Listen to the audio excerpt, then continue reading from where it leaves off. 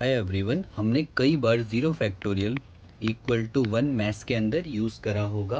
आज इस वीडियो जानने की कोशिश करते हैं कि ज़ीरो फैक्टोरियल जो है वन के इक्वल कैसे होता है।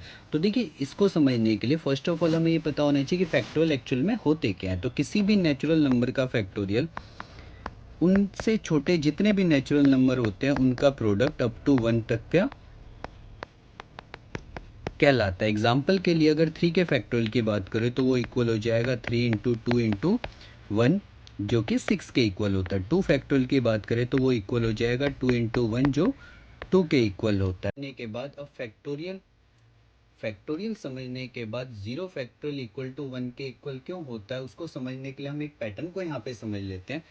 देखिए, किसी भी नेचुरल नंबर के फैक्टोरियल को अगर हम उसी नंबर से डिवाइड करें तो वो हमेशा उससे छोटा एक नंबर आ जाता है। जैसे 3 फैक्टोरियल डिवाइडेड बाय 3, ये मेरा इक्वल आ जाएगा 3 into two into one divided by 3, जो कि 2 फैक्टोरियल के इक्वल आएगा। सिमिलरली 2 फैक्टोरियल डिवाइडेड बाई 2, ये हमारा 1 फैक्टोरियल हो जाएगा।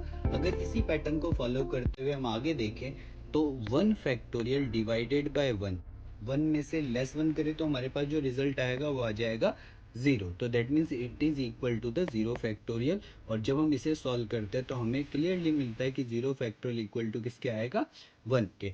तो ये हमारे पास फैक्टोरियल का यूज़ करके, सिमिलरली सेट्स के पैटर्न का यूज़ करके भी आप समझ सकते हैं कि 0 फैक्टोरियल जो होता है वो 1 के इक्वल क्यों होता है। देखिए, 0 की बात करें तो 0 हमारा जो होता है वो एक नल सेट होता है। नल सेट को अरेंज करने के मेरे पास कितने तरीके हो सकते हैं। तो नल सेट को अरेंज करने के लिए हमारे पास एक ही तरीका होता है, कुछ नहीं करना। तो इसलिए हम कह सकते हैं कि 0 फैक्टोरियल जो होता है वो 1 के इक्वल होता है। ठीक है, आई होप आपको समझ आ गया होगा कि 0 फैक्टोरियल 1 के इक्वल क्यों होता है। ऐसे ही छोटे छोटे मैथ फैक्ट्स को जानने के लिए मुझे सब्सक्राइब करें।